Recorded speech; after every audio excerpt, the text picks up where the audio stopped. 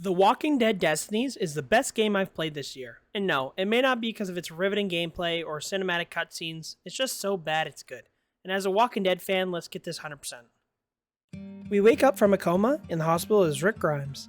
Just like the TV show, we have no clue where we are or what time it is or what's going on. We walk out the room, move the gurney, and learn some of the basic controls. Almost immediately after this, we are sent into our first loading screen of the game, which apparently doesn't seem to be doing anything at all. However, this is okay. Immediately after the loading screen, we actually come across the iconic "Don't Dead Open Inside" double doors that Rick sees in the TV show. Immediately after, we are introduced to the first walkers in the game, along with the mechanics to sneak around them.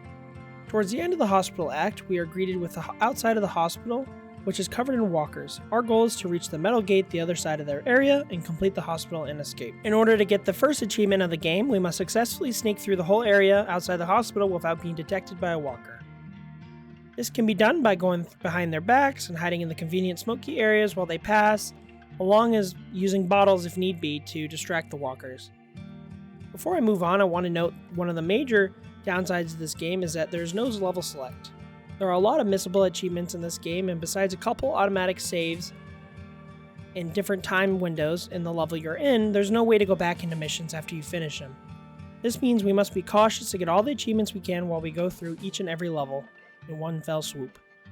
After a couple of tries to get past the walkers quietly, I finally make it to the gates unnoticed, unlocking the first achievement of the game, Invisible, by don't get detected in the hospital parking lot in days gone by. After escaping the prison, we first meet Morgan, who tells us to go on ahead to get our Rick Grimes sheriff uniform, which happens to be laying on a police car. We move on to Morgan's house in the following street, where we find the first weapon, the knife. Picking up the knife and stabbing one of the walkers that does not see us unlocks us Kill the Brain for stabbing our first walker. We make quick work of the other walker and continue on through the neighborhood. This general area in this first level is an introduction to the attacks and different kind of moves that you can do while traversing through the levels. After getting a baseball bat and learning some other attack types and controls, we come across a police cruiser that has some walkers around it. Since there are some missable achievements, we must be careful when taking the walkers out to make sure they are far enough away from the cop car we don't trigger the cutscene. After taking out 7 of the walkers around the car, we unlock Are You Crazy for killing 7 walkers around the car and Listen Up. And after another beautiful cutscene, we finish the level and move on to the next. We start off later in Atlanta, where we're somewhat introduced into the first aspect of this choose-your-own-adventure type of things, where we learn we can either go silent or loud in some missions. However, some of them do require you to play a certain way. Playing as Rick, we eventually get to the point where we're stuck in an enclosed area with a bunch of walkers and a tank, leading us to the similar iconic scene in the show where Rick gets cornered in a military tank. Cutting to us playing as Glenn, we collect some skill points, get through some walkers, and then finally near a bus, get some more skill points, and finally the fire truck in the street. Setting off the alarm will distract the walkers so Rick can escape the alley and get to the ladder where Glenn and the rest of the Atlanta group were waiting for us. In the meantime, on our way, we run into some more skill points and eventually get to our destination. Getting onto the roof, we see that Merle and T-Dog are having an argument, just like the show, and we are coming up to our first defining choice of the game. We are given our first defining choice in the game. These choices are the bread and butter of the Walking Dead Destinies that allow you to change how the story of the Walking Dead is followed. Whether you want certain characters to live or die that may have lived or died in the show, this is where you decide. For my first playthrough, I stuck mostly with what happened in the show, as I'm a huge fan of the show and I just like how the story ended up. We decided to handcuff Merle like the show and give him a timeout. Doing this unlocks the next achievement, Destiny, Merle or T-Dog, for making a choice between Merle and T-Dog in Act 1, and eventually ending the level. Going into Episode 4, Life Worth Living, we see the romance with Shane and Lori, as at the current moment they don't even realize that Rick is still alive. We move on to playing as Shane, looking for food. We check for the forest to come across one of the special walker types in the game, this being the alarm walker.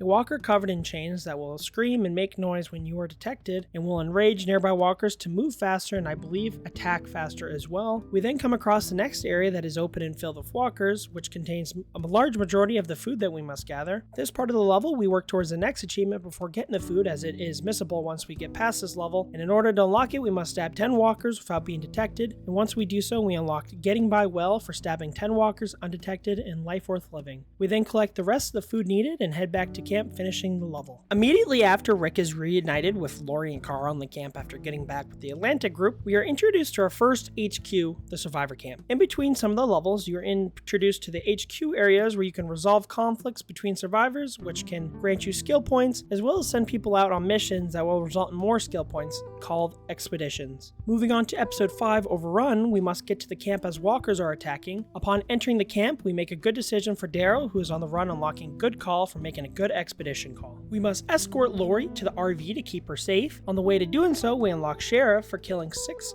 enemies with a revolver without reloading. Next up, we escort Carl to the RV as well, and we're met with a new objective. We must defend the RV for a specified amount of time while they get it started. We must keep the RV above 30% health throughout this portion of the level. After almost finishing this defense, we kill 2 walkers with 1 bullet, unlocking 2 for 1. Then soon after, we complete the RV defense while keeping the RV above 30% health, getting us safety first for keeping the trailer above 30% health and Overrun, and for shooting 2 heads of 1 bullet. Now that Lori and Carl have escaped in the RV, we must book it to the truck and escape as Rick Grimes. As seen in this portion of the episode and throughout the rest of the game, unless we have a specific objective for clearing out walkers or surviving for a certain length of time, you could pretty much roll past or run past most of them. Doing so, we get to the truck and escape, unlocking us the achievement Welcome to the Apocalypse for completing the first act in the game. After surviving the camp attack, we then move on to episode 6, What Lies Ahead, where we must find Sophia, who got chased off by a walker, similar to the show. At the start of the level, we get the fire axe, and by taking out some of the walkers, we get Lumberjack for chopping off 10 heads with a fire axe. Similar to a lot of the rest of the weapons, most of them have achievements related to doing certain light attacks or heavy attacks, and we will discover more as we go going on. Continuing on, we pick up a shotgun and make some quick work of the walkers in the next area, getting no waste for killing 4 walkers without reloading with the shotgun. We then continue on to find Sophia, similar to the show. Rick instructs her to hide under a tree stump, which at the time seems smart, but for a little girl, she doesn't quite listen to the instructions. We may clear the way back to Sophia to the highway. Going back to the previous area, we met with a timer and are instructed to survive the walker onslaught until we can clear it and reach 0 to bring Sophia back to the highway safely. In the meantime, we can find some crates and some loose grenades on the ground to assist us. Training the walkers like good old COD zombies, we toss a grenade in the bunch for Fire in the Dead for killing 5 walkers with 1 grenade. Finishing off the walkers, and we meet up with Shane and Carl and head back to the area where we told Sophia to hide. We find out that we actually can't find her. We actually go immediately into the next scene where we see the iconic deer scene from the show with Carl being shot, leading us to the farm. After we get Carl to the farm, and similar to the show, 2 of the members in the group head to the high school to get medical supplies, leading us into episode 7, Bloodletting. Playing as Maggie, we have the perfect moment in the beginning of the mission to unlock our next achievement for shooting a screamer while they are screaming. After a couple restarts and screw-ups, we eventually shoot the screaming screamer to unlock Shut Up. Moving on to the next area of the level, after we make our way past the initial walkers, we sneak around the back to get to higher ground, and by shooting 3 crawlers with a pistol in the section gets us no mercy for killing 3 walkers in a pistol in a row. After getting to the trailer as Maggie and finding the medical supplies that we need, we actually switch over to Shane, running through the area we just cleared and then into the high school. We fight some walkers, we move a gurney, and come across a larger room where we must find some medical supplies. It's laid out like a maze, and the medical supplies happen to be spread out around the corners and middle area of the room. Making some quick work of that task, we then move on through some boxes further into the school, and after going up the stairs by the gym, Carol calls us for backup on our next instruction on an expedition. We end up making a bad call to Carol and unlock bad call for making a bad expedition decision. This portion of the game will actually come back later on in some cleanup. Jumping down into the gym and heading towards the door across the gym, we realize we're actually trapped with nothing but our pistol and a handy sledgehammer. Taking out the sledgehammer, we bash some heads in, fight some walkers, and after fighting some more, we actually get blunt force for exploding 15 heads with the sledgehammer strong attack. Like before, every single weapon has a similar achievement. Once again, switching back to Maggie, we make our way up the side of this gym and up above the gym to provide some rifle cover to Shane. After killing enough walkers, we actually unlock I Got Your Back for killing 15 walkers with the sniper rifle in the gym and bloodletting. Finally, once again we switch back to Shane, we are introduced to our first heavy walker. Taking up the sledgehammer, we beat it to death, getting us heavyweight for killing a strong walker with only melee attacks. Similar to the TV show, 2 members of the group actually go to the high school for supplies, like we can see with Maggie and Shane. However, in the show, it's Otis and Shane, and if you've seen the show, you might see where this is going. We are introduced to our next defining choice in the game. We can either choose to save Maggie, who tripped and sprained her ankle, or the medicine to save Carl. It's a tough decision, don't want either one to die, however, one of them must stay behind. we choose the medicine, getting us the achievement Destiny, Carl, Maggie, or Beth for making a choice between the three in Act 2. After we've made that hard decision to select either Maggie or to save Carl, we are in the HQ, and before selecting the next mission to play, I decide to spend some of the skill points I've been hoarding learning the ropes for unlocking 10 perks. Continuing on with the story with T-Dog, we have to make our way into the shed in order to get an axe. Clearing out some of the walkers and figure out this little puzzle, which is introduced in a couple episodes moving crates around, we finally get into the shed, moving us further into the story. We eventually have to clear out some walkers, and by bringing the axe to Shane outside the barn, it lets us continue. As we can see throughout this entire game, there's some iconic scenes from the show that is almost one for one, and by switching to Shane, we're going to reenact the barn scene, killing all the walkers that have been kept a secret inside the barn. We first must break the doors to the barn unleashing the Walking Dead, and after breaking the doors, we must survive the waves of walkers coming out, small and big, that come out of the barn, making sure that we do not take any damage whatsoever. After finally clearing out all the normal walkers from the barn without taking any damage, we are rewarded with rage for killing all walkers in the barn without being hurt and pretty much dead already. Almost immediately after completing this section of the episode, we get the iconic sad scene with Walker Sophia coming out of the barn, surprising the Atlanta group. This is a grave moment in the story. After sadly seeing the scene of Walker Sophia coming out of the barn, we skip through some of the Walking Dead story and immediately go into the nighttime walk with Rick and Shane, where in the show, Shane and Rick are looking for the prisoner that Shane secretly killed. Arguing as they go along until we reach the next defining choice in the game, we must either decide for Rick or Shane to lead the group. In my opinion, this is the major, most important defining choice in the game. However, sticking to the show as I am a true fan, I select Rick to be the leader on Walking Destiny, Rick or Shane for choosing a leader moving forward. Since we chose Rick for this defining choice, we are instantly thrown into a boss battle against Shane, similar to the show, and they fight it out. Unlike the show, however, it takes 10 times longer and the fighting goes on and on and on. Finally, after defeating Shane in the battle, we unlock 2 achievements: Survival of the Fittest for finishing Act 2 and Cold Blood for finishing the Better Angels fight in less than 3 minutes. After what was one of the most important fights in the Walking Dead story, we continue on with the story, skipping right into the prisoner. We are then thrust right into an episode where we must clear the initial fenced-in area to make it safe for the group after we've escaped from the farm. After the first initial wave and going on to use their crowbar as our weapon as choice, we take out a walker for Touche for exploding 15 heads of her crowbar light attacks. We finish off the last of the walkers in the lower yard to clear it out and switch to Carol for the next section of the episode. Continuing on with Carol through the upper yard of the prison, we swap out weapon for machete to get a similar achievement to the crowbar. We go to town on clearing out some of the walkers and eventually unlock machete kills for, you guessed it, chopping off 10 heads with the machete light attacks. We go through the prison yard, taking out more and more walkers to clear it out. Taking out the rest, we switch to Darrow, who has headed inside one of the cell blocks itself. We clear out a couple walkers that are in the cell blocks and open the gate for Rick on the outside so he can unite with, once again, switch to Rick. Meeting up with Carol and Daryl in the prison, we actually run into a prisoner who survived the outbreak. Unlike the show, however, there's only one survivor in the game, unlike the prison where there was multiple. We are then met with the next defining choice of the game, choosing to either let Andrew the prisoner stay with the group or send him away. Possibly avoiding any dangers, we must decide what is best for the group in safety and send Andrew off. This gets us Destiny, Carol, or Lori. We made a choice between Lori or Carol in Act 3. Continuing on with the prison arc, we actually play as Herschel for the first time. We must fight our way to the security room, taking out some of the walkers on the way, making it to the security room itself. We discover an assault rifle along with some supplies. Our goal is to grab the weapons bag. However, in order to do so, we must get all the walkers loose and riled up.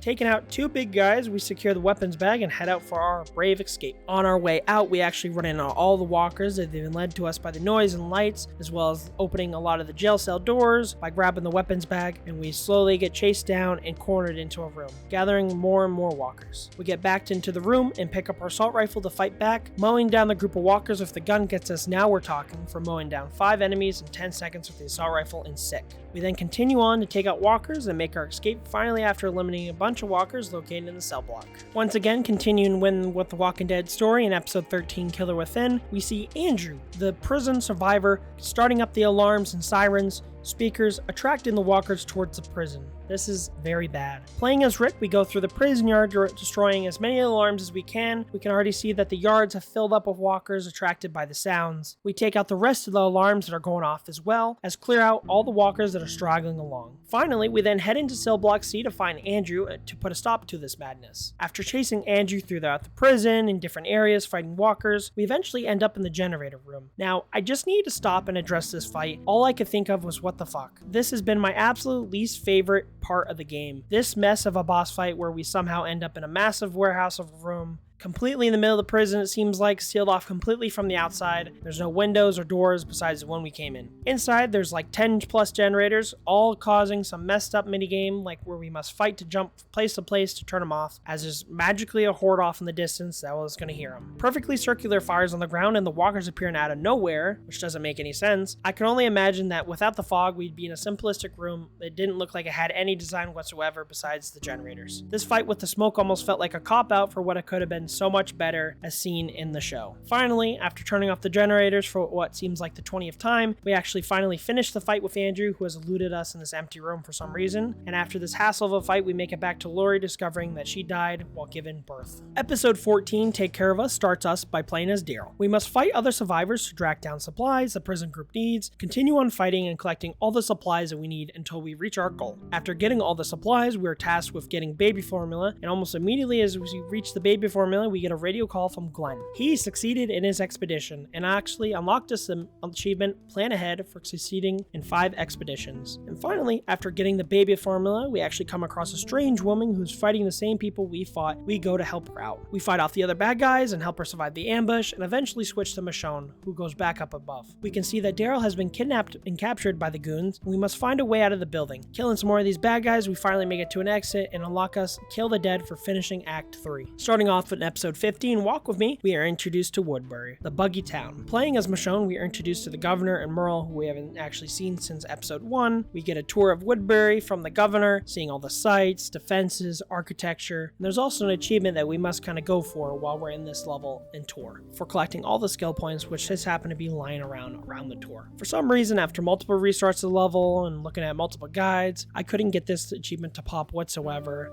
I don't know if I was restarting it the wrong way or doing what, but after a couple tries, I decided to just move on, and unfortunately, I did not unlock this achievement. Finishing up the tour, once again, another buggy experience. We actually finish the tour and go down to meet with Merle and the governor, and by turning around, we actually see clones of them, Merle standing up above, and eventually the governor walking by. I thought it was really funny in this section, as there isn't really any survivors we see, and pretty much the only people in Woodbury at the time are just a bunch of clones of the two. After concluding this buggy mess, we move on to episode 16, Made to Suffer, which takes place at night in Woodbury. Sneaking around some guards and getting a tool, we head back to a locked gate we've seen earlier in the level, which leads to the governor's place to stay. After some more stealth, we make it to an open window leading into the building, which is how defended this place with a random unblocked window was funky. It just seemed like some parts of the game were cop-outs, or it could have been done much better with a little bit of work, but we digress. We move forward into the window and get our katana back. We actually find the room of walker heads as well as the undead Penny, the governor's daughter. Introduced with the next defining choice in the game, we must either choose Philip or the governor. Deciding what path he will take going forward, we decide to slay the governor's daughter, like the show, unlocking Destiny, Philip, Blake, or Governor, for making a choice that sealed the governor's fate in Act 4. Almost immediately as soon as we stab the governor in the eye and attempt to escape, we are thrown into episode 17, Hounded, in which we must find a way to escape. The main goal of this episode is pretty much just escape without taking damage, and to do so, we must avoid being put into a broken state, which is when our health reaches the lower 2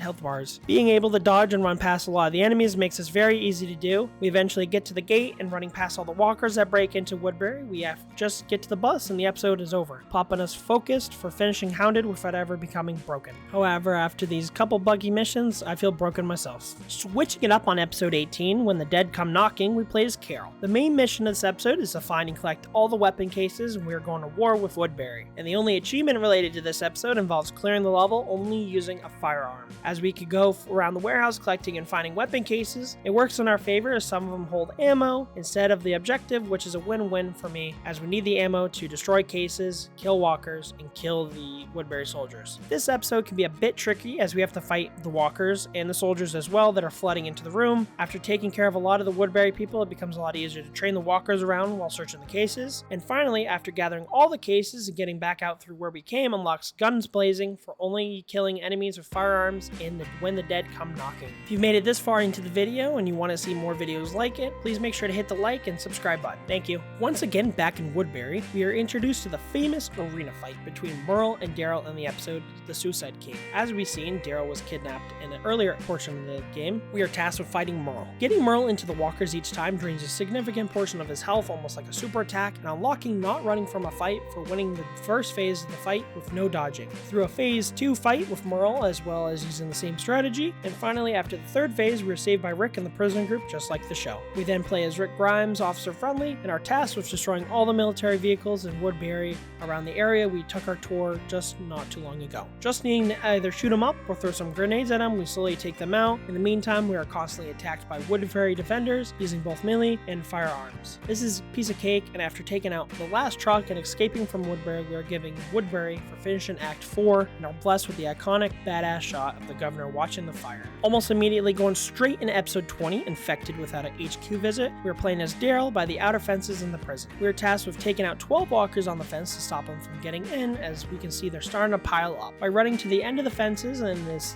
kind of section of the episode, we gather them all up against the fence and take them all out at once, locking us right between the eyes for stabbing 10 walkers in a row. Skipping right to nighttime, we see some of the survivors at the prison die and turn into walkers in their sleep due to the mysterious flu that we see in the sickness arc at the prison. Wandering through the prison, we save and escort some of the survivors to the nest in the cell block, as there's some walkers pouring in from the cell block itself. Continuing on, we then clear them all out, make sure all the survivors are safe from now on, and continue further into the prison to find walkers in the hallway in the further room where we almost found Andrew before. And we must clear out as well, ending this section of the story. This next episode for me was a complete mess, just like the Woodbury tour. And first of all, the devs screwed up the loading screen, so when we should be going into episode Clear, featuring Morgan, when we go back to the fortified hometown, we are greeted by episode 1, Days Gone By again. Long story short for this mission, every couple seconds Morgan will actually shoot at you with a sniper on top of his house, where we must kind of snake our way through the neighborhood, fighting walkers, destroying barriers, and making it to the door of Morgan's house to complete the level. The achievement Shadow for not getting shot by Morgan was bugged for myself. I know this as I played through the level, and the first time around I actually got shot. You can actually see the health drop significantly, as well as the sound and kind of the screen vibrate from taking all the damage. After taking the restart in the level and trying it again, making it all the way to the end, I did take damage from walkers. However, the achievement never mentioned anything about walkers. I never received the shot animation, health depletion, or anything, so I'm not sure at this point if it was a glitch or a bug, or I happened to be shot without noise damage to my health. At this point, I didn't want to try a third time, as I just wasted multiple attempts, so we just decided to move on and clear this level and go on to the next episode. Moving on to episode 22, The Sorrowful Life, we play as Glenn starting out in an old store. We need to look for medicine as well to take out walkers with an execution, a stab, a melee, a firearm, and a grenade. Throughout the level and collecting the medicine, playing as Glenn, we were able to do most of these. However, towards the end, we actually switched to playing as Michonne. We kill some walkers using all the special ways to unlock thick skin, using all the different attack types to kill walkers. Next up, as we were playing Michonne and in the room we actually just unlocked thick skin, there happens to be 2 doors that constantly spawn walkers in. Using this room constantly, we make use of it and unlock Headhunter for chopping off 10 heads with the katana heavy attack. As we switch to Michonne, when we were playing with Glenn and seeing Glenn get taken, we make it to a certain area and we actually see Michonne get taken as well, putting us into the perspective of Beth, who was going after both Glenn and Michonne. While looking for the both of them, we run out of stamina attacking walkers. Killing one of the walkers with an out of stamina attack grants us the achievement Last Breath. And finally, after looking for both Michonne and Glenn going through a room, we found walkers for the katana achievement. We find a box of medicine on the ground where Michonne was taken, indicating that she is taken as well. That finishes off episode 22. Going into the next climatic episode of In Part of the Prison Arc, we see the prison group walking together all badass-like towards the gate. We then see the iconic Governor Tank scene with all the group that he eventually met up with after Woodbury was taken over, and eventually, however, instead of it being Michonne and Herschel, it is Michonne and Glenn. Defining choice time. We must decide between Glenn or Michonne, and as much as I love Michonne in the game and the show as well, I've always been a diehard Glenn fan and do not want to see him die. Wanting to keep him alive, I have Michonne make the case for surviving together, dooming her to Philip's wrath as he sees no other way to destroy the group. This unlocks Destiny, Glenn or Michonne, for making a choice between the two in Act 5. After watching Michonne get beheaded, we are thrown into the level as Carol in a boss fight against a tank. Our goal is to take out the tank, and after fighting some of the Woodbury soldiers, we execute one of them with a crowbar, popping Executioner for getting an execution with each melee weapon in the game. We slowly fight off the soldiers in the tank eventually and lower the health bar all the way down. Immediately after getting the tank's health bar down to 0, we switch to Daryl, who happens to be outside of the fence behind the tank fighting Woodbury soldiers. We fight our way through some more soldiers and eventually get to the back of the tank and get the prompt to toss a grenade into the tank, destroying it. Now, besides the buggy missions and the screwed up fight with Andrew in the prison, my biggest gripe in this game is clearly shown as Daryl tosses a grenade going inside the small metal enclosed tank like the show, and however, we see the grenade go off and the governor comes out willy-nilly, unscathed as if nothing happened. And honestly, at this point, this has been the worst plot armor I've ever seen in a game or show, ever. BS aside, with the grenade in the tank, we finally fight the governor as Rick Grimes, and after a quick fight that is not a match to that of the grenade, we finally kill him. Switching to Glenn, we can see that the prison on fire in a magical labyrinth of fire just so happens to be ablaze in the courtyard. Quickly running past all the fire and walkers, we make it out of the prison, going up to the guard tower to provide Rick and Daryl some sniper support. Once again, it seems like a cop-out and copy and paste into the same effects to make a little part of the level, which could have been made so much better. After providing some sniper support for Rick and Daryl that allows them to escape, we finally make our break for it. And after fighting some walkers, breaking through some debris, and some heavy walkers, we actually make it to a hole in the fence, finally escaping once and for all, unlocking the achievement Fear the Living for finishing Act 5. Before ending off the story, we see some kind of cutscenes and some scenes, and one of the last things we actually see is a sign indicating Terminus is a thing in the future like the show. However, with all the hate the game got, I highly doubt a sequel or DLC would be made, and I can only dream. Now, the fun part of every achievement grind whatsoever, the cleanup section. Now, even though there are a couple achievements that were bugged out for me and I couldn't unlock them, there's still actually a few that I missed in my first playthrough of the game that I can obtain now. However, with no mission select, we gotta play through all the levels until I reach the final one that I need. These will be very brief, however, as we can actually just speedrun a lot of the levels running past the walkers. First, we never actually had our first death in the game, so on my way to the levels that I need to finish out the achievements, in the neighborhood, we run into Morgan and get our first police gear. I let some walkers munch on me, killing me, unlocking the achievement. This is the Walking Dead for dying for the first time. Switching up into the next episode where we play as Glenn, in the third episode, Guts, saving Rick out of the tank, we actually go back through and find all the skill points that we originally couldn't get. We happened to miss the first time around. The requirements for this actually changed according to a true achievement guide. We actually found a proper location and got the achievement well prepared for finding all the skill points and Guts. Switching back to Rick escaping the tank, and after Glenn started the alarms on the fire truck, in the next zone we pick up some more skill points and let some walkers get us to low health. When at the last 2 bars of health, you have a chance of either going into panicked or Wraithful broken state mode. We first get Wraithful, popping anger management, and then after a couple more tries we get panicked for mindfulness. According to me, as far as I'm aware, it's random completely, so you just have to get to the broken state, run off, get the achievement for whatever one you're missing, and then go back and do it again as many times as it takes, just like I did for me. After speedrunning the episodes again and to get our last achievement, I run across a cool trick for failing 5 expeditions when you want to. Now, playing through the whole game, I almost always insta-click the answers for the expeditions, and I only ever failed once, which I don't know if I just had crazy luck or if they just prompted you to win them all the time. The trick to failing back to back is to find a choice in the case Carol and Shane in the high school episode where we initially played as Maggie and Shane, however this time Beth and Shane. Now restarting the level and running back through the quick objective and choosing the same choices every time throughout the collecting the medical supplies, breaking the cases, and up the stairs. We do this 5+ times and got the achievement Bad Planner for failing 5 expeditions. Now for the last obtainable achievement for myself until I figure out something about the bugged achievements we unlocked as I played through the entire game, not realizing that snipers can in fact be zoomed in further than their normal aiming. I never saw these in the controls until towards the end when I played as Glenn. I tried earlier in my run to get this achievement for killing 5 enemies without scoping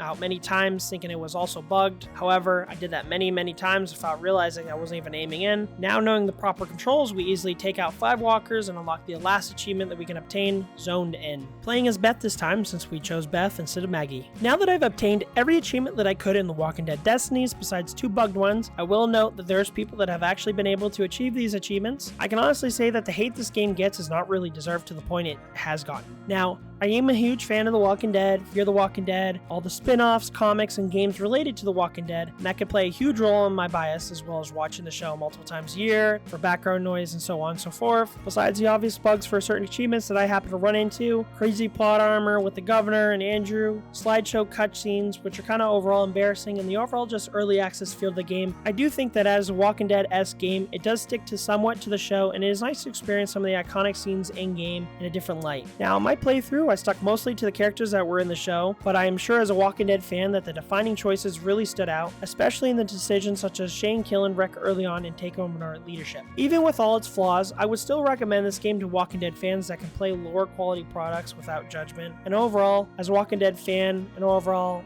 game achievement enjoyer, I really enjoy this game. If you like these type of achievement hunting videos from my channel, please make sure to subscribe and like the video. Thank you so much for watching.